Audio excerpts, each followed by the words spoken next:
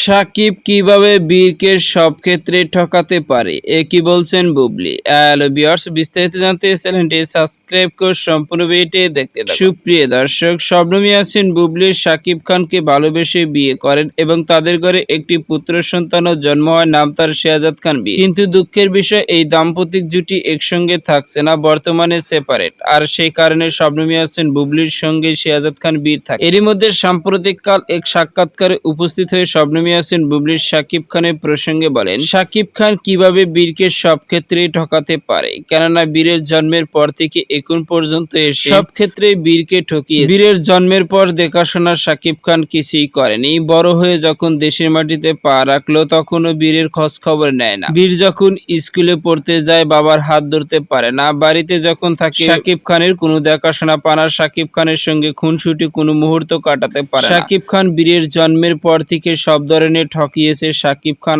আমাকে এবং ছেলে বীর, এমনই মন্তব্য শবনম বুবলির। তো সুপ্রিয় দর্শক, ভিডিওটি আপনার কাছে ভালো লাগলে একটা লাইক দিন। নিত্য নতুন ভিডিও আপডেট পেতে চ্যানেলটি সাবস্ক্রাইব করুন। অসংখ্য ধন্যবাদ পুরো ভিডিও উপভোগ করার জন্য।